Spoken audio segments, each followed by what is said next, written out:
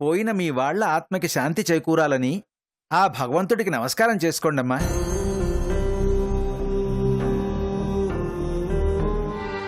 యాక్సిడెంట్లో భర్త పిల్లల్ని అందర్నీ ఒకేసారి పోగొట్టుకున్నారు.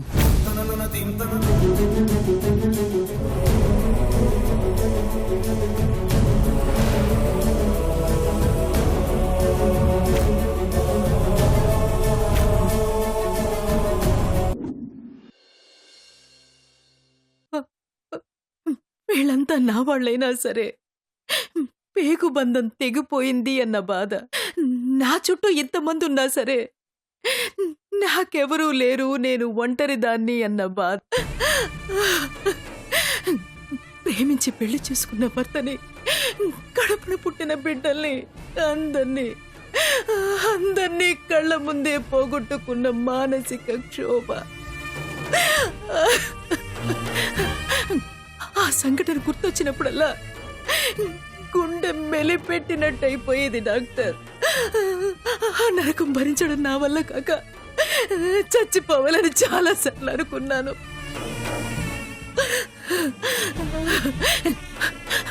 అనుకోవడం కాదు డాక్టర్, చేస్తాను. ఏదో ఒక రోజు అదే చేస్తాను.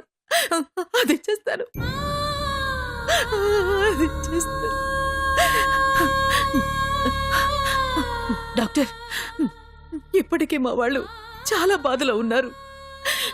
ఈ విషయం చెప్తే వాళ్ళు తట్టుకోలేరు. దయచేసి ఈ విషయం వాళ్ళతో చెప్పకండి ప్లీజ్. సువర్ణ గారు, ఒక ప్రాణాన్ని, జీవితాన్ని నిలబెట్టడం కోసం నిజం దాచినా తప్పులేదు. దాన్ని మంచి చేయడం అనే అంటారు. కానీ ప్రాణం పోయే స్థితిలో కూడా నిజం చెప్పకపోతే దాన్ని పాపం అంటారు. ఒకప్పుడు మీ విషయంలో మంచి చేశాను, ఇప్పుడు పాపం చేయలేనండి. ఒకప్పుడేంటి ఇప్పుడేంటి? డాక్టర్ గారు, మీరేం మాట్లాడుతున్నారు? దేని గురించి మాట్లాడుతున్నారు? 25 ఏళ్ల క్రితం డెలివరీ కోసం మిమ్మల్ని మీ నాన్నగారు మా హాస్పిటల్కి తీసుకొచ్చారు.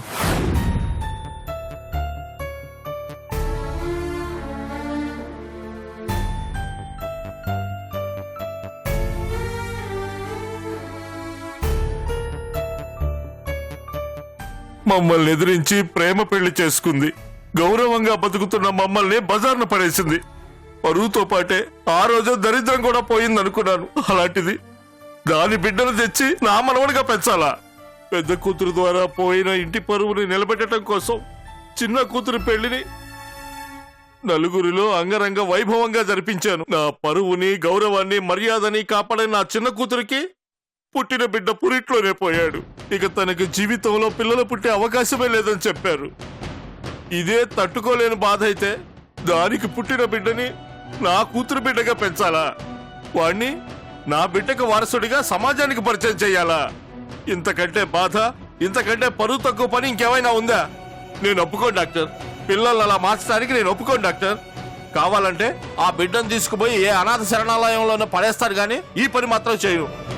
మీరిలా మాట్లాడుతుంది మీ అమ్మాయి అలా చేసిందన్న బాధలోనే తప్ప కోపంతో కాదు. అలా నిజంగా కోపమే గనక మీకుండుంటే ఈ బిడ్డని చంపేయమని చెప్పుండేవాళ్ళు కాదు. అలా కాకుండా ఎక్కడో అనాథ శరణాలయంలో ఉంచేద్దాం, అక్కడే చదివిద్దాం అని అంటున్నారంటేనే అర్థం అవుతుంది మీరు ఎంత మంచివాళ్ళన్నది. అదే మంచితనంతో మీ మనవడిగా ఆహ్వానించలేరా చెప్పండి? వాడు ఎక్కడ పుట్టినా ఎక్కడ పెరిగినా మీ రక్తమే కదా, ఎప్పటికైనా మీ వారసుడిగా ఉండిపోతాడు కదా. ఎక్కడో అనాథలా పెరిగే కంటే మీ ఇంట్లో మీ మధ్య మీ కళ్ళ ముందే పెరిగితే తప్పేంటి చెప్పండి? చూడండి సార్, ఈ కోపాలు పగలు ఎప్పటికీ ఇలాగే ఉండవు. ఏదో ఒకరోజు మీరు మీ కూతుర్ని క్షమిస్తారు, మీ ఇంటికి పిలుస్తారు. ఆ రోజు ఖచ్చితంగా బాధపడతారు. మనవణ్ణి అలా అనాథ శరణాలయంలో పడేశానే అని దయచేసి అలా బాధపడే పరిస్థితిని తెచ్చుకోకండి.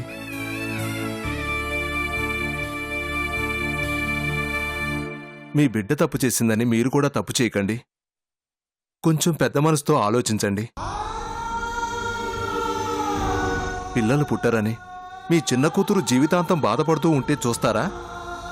లేకపోతే ఈ బిడ్డని తన కొడుకుని చేసి ఆవిడ కడుపు కోతం తీరుస్తారా? ఒక కన్న తండ్రిగా ఏం చేస్తారో మీరే ఆలోచించండి.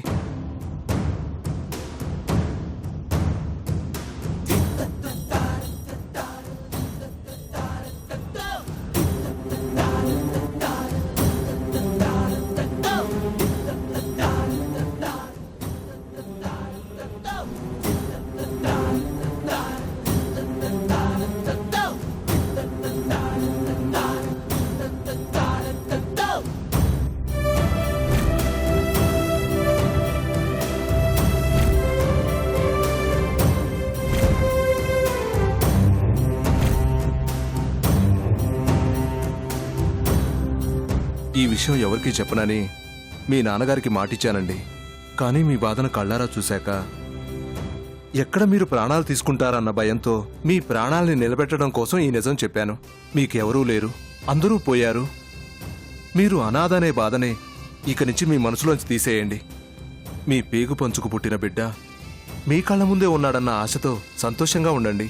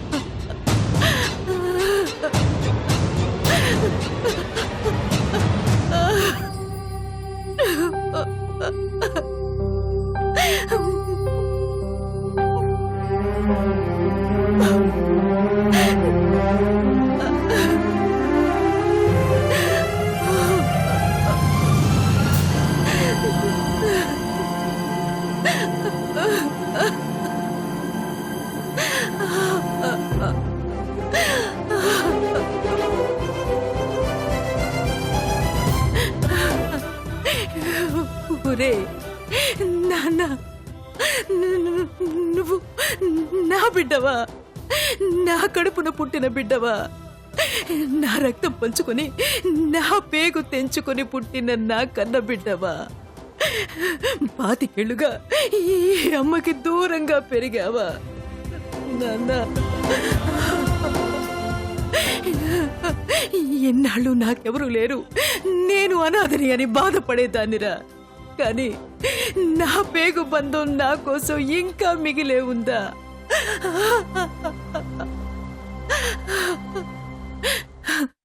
ఒరే నాన్న, ఏ క్షణమైతే మీ నాన్నని, మీ చెల్లిని, తమ్ముణ్ణి పోగొట్టుకున్నాను, ఆ క్షణమే ఇక నేను బతకడం ఎందుకు, ఎవరి కోసం బతకాలి అనుకున్నానురా. కానీ 25 ఏళ్లుగా తోడపుట్టిన దానికి దూరంగా ఉన్నాను. కనీసం కొన్నాళ్ళైనా వాళ్లతో గడిపి ఆ జ్ఞాపకాలతో పోవాలి అనుకున్నాను.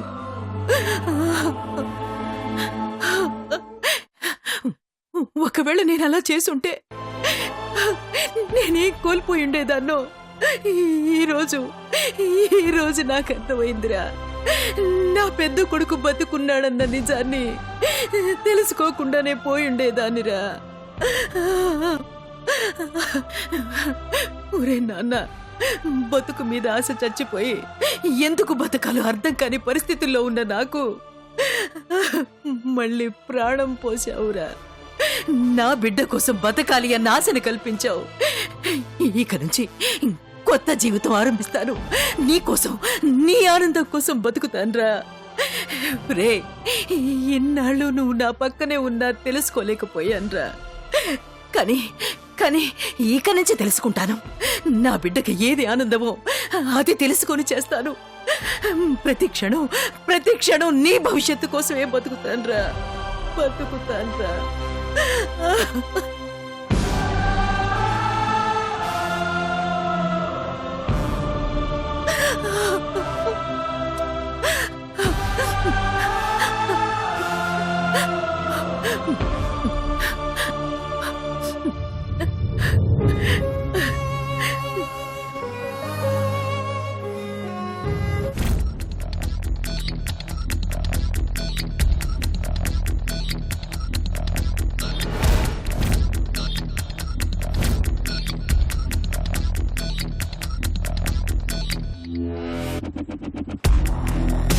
నువ్వు నా కన్న తల్లివా? అంటే వీళ్ళు నన్ను కన్నవాళ్ళు కాదన్నమాట. అమ్మా, నువ్వు నా కన్న తల్లివని తెలియడం ఒక ఆనందమైతే, నా కన్న తల్లి వీళ్ళందరినీ శాసించే స్థాయిలో ఉండటం నాకింకా ఆనందాన్నిస్తుంది. నువ్వు నా కన్న తల్లివని తెలియగానే ఒక కొత్త శక్తి వచ్చిందమ్మా. ఇక నుంచి నా కోసం, నా ఆనందం కోసం మాత్రమే బతుకుతావా? చాలమ్మా, ఇది చాలు. నువ్వు అలాగే నా మీద ప్రేమని చూపిస్తూ ఉండు. ఆ ప్రేమని నేను ఆయుధంగా మార్చుకుంటాను. ఒక్కొక్కళ్ళకి బాహుబలి బ్లాక్ అండ్ వైట్ లో చూపిస్తాను. అబ్ ఖేలెంగే ఖేల్.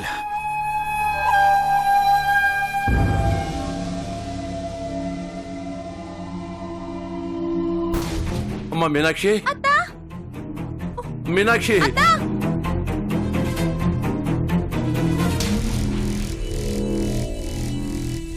మీనాక్షి, అమ్మా మీనాక్షి, అయ్యో అమ్మా మీనాక్షి, మీనాక్షి, అమ్మా ఎక్కడున్నావు తల్లి? అమ్మా మీనాక్షి, మీనాక్షి, అమ్మా ప్రియ మోహన్, మీనాక్షిని వెతుకుతున్నారండి?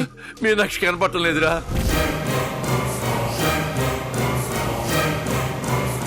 కనపడటం లేదా?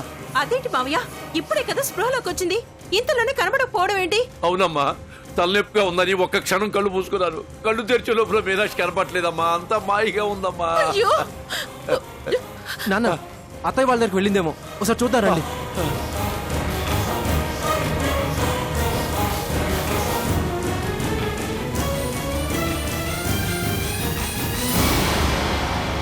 అమ్మా మీనాక్షి, అమ్మా మీనాక్షి, అమ్మా మీనాక్షి, అమ్మా మీనాక్షి ఇక్కడికి వచ్చిందా?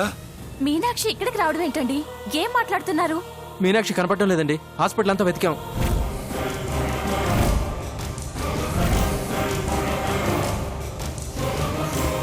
కనిపించకపోవడం ఏంటండి? ఏం మాట్లాడుతున్నారు? అయ్యో, చెప్పాను కదండి, స్పృహలోకి వస్తే మీనాక్షిని ఆపడం చాలా కష్టం అని చెప్పి. ఇప్పుడు అదే జరిగింది. మనం ఆపడానికి ప్రయత్నిస్తున్నామని ఇదిగో ఎవ్వరికీ కనపడకుండా ఇలా వెళ్ళిపోయింది. మా భయమే నిజమైంది. అనుమానమే లేదు, ఖచ్చితంగా క్రిష్ కోసమే వెళ్ళుంటుంది. ఇందులో ఎలాంటి సందేహం లేదు. అయ్యో, ఏమిటమ్మా ఈ కర్మ? అడవిలో ఎలాంటి ప్రమాదంలో ఉందో తనని కల్లారా ఎప్పుడు చూస్తామని ఉదయం దాకా ప్రాణాలను గుప్పెట్లో పెట్టుకొని ఉన్నాం. క్షేమంగా తిరిగి వచ్చిందని ఆనందపడే లోపే ఇలా జరిగిందేంటమ్మా? మీనాక్షి క్రిష్ కోసం అడవికే వెళ్ళింది. ఇంతవరకు వాడి ఆచూకీ ఏం తెలియక భయపడి చేస్తున్నావు. ఇలాంటి పరిస్థితుల్లో తను కూడా వెళ్ళింది. అసలు అక్కడ వాడు ఎలాంటి ప్రమాదంలో ఉన్నాడో, మళ్ళీ అడవిలో మీనాక్షి ఎలాంటి ప్రమాదంలో పడుతుందో. అయ్యో భగవంతుడా! చిన్నదిన మీనాక్షి క్రిష్ కోసం ఖచ్చితంగా అడవికే వెళ్ళుంటుందని అనుకుంటున్నాం. అబ్బి ఎలాగో అక్కడే ఉన్నాడు. మరి అతనికి ఫోన్ చేసి పరిస్థితి చెప్తే అతను మీనాక్షిని వెతికి క్షేమంగా ఇంటికి తీసుకొస్తాడు కదా. అంతేకాదు చిన్నక్క, కృష్ణ చూసేదాకా మీనాక్షి ఊరుకోదు. తన్ని ఆపడం అన్నది మన వల్ల కాని పని. ఎలాగో క్రిష్ ఆచూకీ తెలిసిందని అభి చెప్పాడు కదా. అందుకని మీనాక్షి కృష్ణ అక్కడే చూసిందనుకో, తన మనసు కొంచెం కుదుట పడుతుంది. అందుకే ఈ విషయం అభితో చెప్పి వాళ్ళిద్దరిని క్షేమంగా తీసుకురమ్మని చెప్పక్క.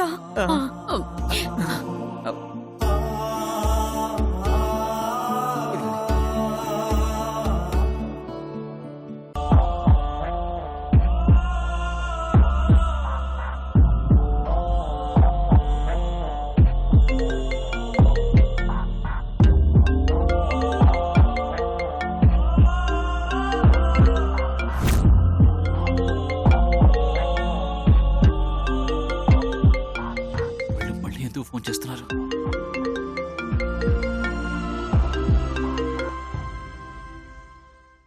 హలో అభి, బాబు అభి. అమ్మా, ఏమైందమ్మా? ఎందుకలా టెన్షన్ పడుతున్నారు? అది మన మీనాక్షి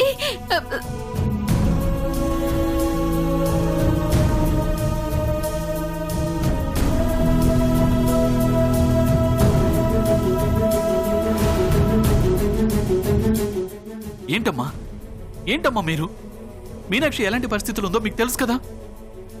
క్రిష్ గురించి అడుగుతూ ఎలా ప్రవర్తించిందో కళ్ళారా చూశారు కదా. మరి జాగ్రత్తగా చూసుకోకపోతే ఎలాగమ్మా? ఇంత నిర్లక్ష్యంగా ఉంటే ఎలా చెప్పండి? చాలా చాలా జాగ్రత్తగా ఉన్నాం బాబు, కానీ అంత క్షణాల్లో జరిగిపోయింది.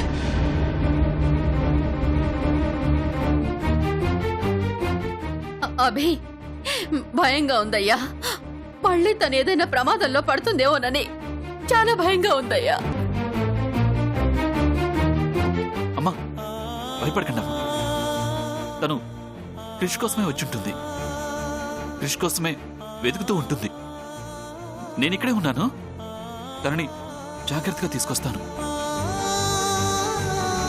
మీరే కంగారు పడకండి. ఉంటాను. ఏమైంది పిన్ని? టెన్షన్ పడాల్సిందేమీ లేదు. అభి మీనాక్షిని క్షేమంగా తీసుకొస్తానని చెప్పాడు.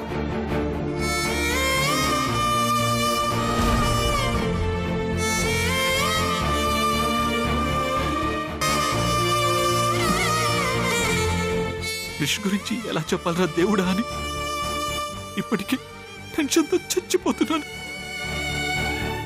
అలాంటిది ఇప్పుడు ఇక్కడికి మీనాక్షి వస్తే మనకేమని చెప్పాలి? క్రిష్ గురించి చెప్పి ఇంటికి ఎలా తీసుకెళ్ళాలి? భగవంతుడా. అవును కనుక అక్కేది?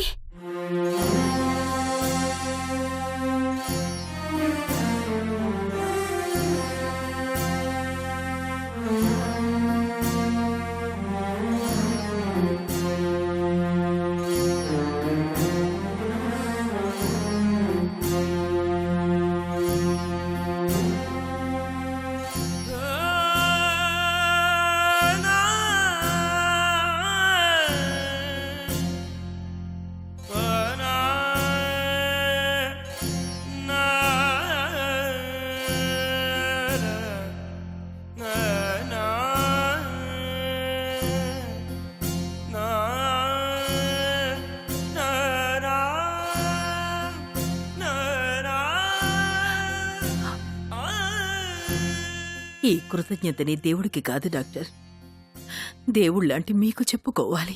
అయ్యో భలేవారండి. నన్ను దేవుడితో పోల్చడం ఏంటమ్మా? దయచేసి ఇంకెప్పుడు ఇలాంటి పెద్ద పెద్ద మాటలు మాట్లాడకండి ప్లీజ్. లేదు డాక్టర్, నాకు సంబంధించినంత వరకు మీరు నిజంగా దేవుడే. ఎందుకంటే ఎందుకు బతకాలో తెలియదు, ఎవరి కోసం బతకాలో అంతకన్నా తెలియదు. చనిపోవాలన్న దారి తప్ప బతకాలనే ఆశ లేని నాకు నా బిడ్డ రూపంలో నాకింకో భవిష్యత్తు ఉందని, మరో జీవితం ఉందని గుర్తు చేసిన మీరు దేవుడు కాక మరేమిటి డాక్టర్?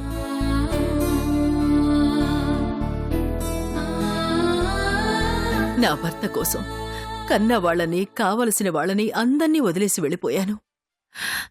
ఆయన చూపించిన ప్రేమ నా అన్న వాళ్ళందరికీ దూరం అయ్యానన్న బాధని దూరం చేయగలిగింది గాని మా బంధానికి గుర్తుగా పుట్టిన మొదటి బిడ్డ పొత్తిళ్లలోనే చనిపోయిందన్న బాధని మాత్రం పోగొట్టలేకపోయింది. ఈ 25 వాణ్ణి గుర్తు చేసుకోని రోజు, వాడి గురించి బాధపడిన రోజంటూ లేదు. ఇదే నా జీవితానికి ఒక పెద్ద చేదు జ్ఞాపకం అని బాధపడుతుంటే ఒకేసారి యాక్సిడెంట్లో అందరినీ పోగొట్టుకోవడం, ఇంతకంటే బాధ దురదృష్టం మరొకటి ఉంటుందా డాక్టర్? ఇలాంటి పరిస్థితుల్ని ఎదుర్కొని ఎవరైనా బతకగలుగుతారా?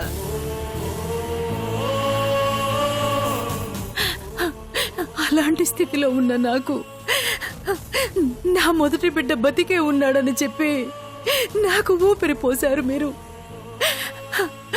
ఆ రోజు మీరు మా నాన్నగారి మాట వినుండుంటే, వాణ్ణి ఏ అనాథాశ్రమంలోనో వేసుండుంటే వాడు అనాథలా బతికుండేవాడు. అసలు వాడు ఎక్కడున్నాడో ఎలా ఉన్నాడో కూడా తెలిసుండేది కాదు డాక్టర్.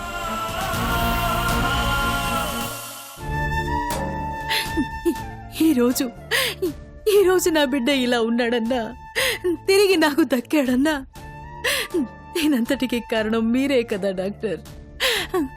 ఒక దేవుడిలా మీరు నాకు చేసింది మేలే కదా. మీకు నేను జీవితాంతం రుణపడి ఉంటాను డాక్టర్, రుణపడి ఉంటాను. జరిగిందేదో జరిగిపోయింది. అదంతా ఒక పీడకలు అనుకుని మర్చిపోండి. మీ బిడ్డ మీ కళ్ళ ముందే ఉన్నాడుగా. మీరు అనాథనే భావన మీ మనసులోంచి తీసేసి మీ బిడ్డతో హ్యాపీగా ఉండండి. నేను కూడా అదే ఆశతో ఆనందంతో ఉన్నాను డాక్టర్. కానీ ఏదో తెలియని భయం వెంటాడుతుంది. భయమా? భయం ఏంటండి?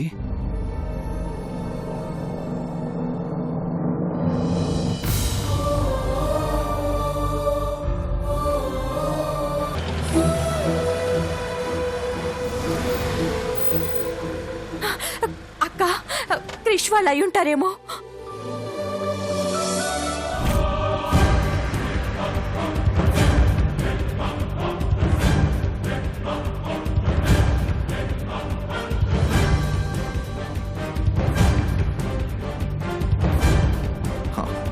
నువ్వు హారతిచ్చి మొదలుపెట్టావు, ఇది చాలు వీళ్ళందరినీ ఆహుతి చేసి పడేయడానికి.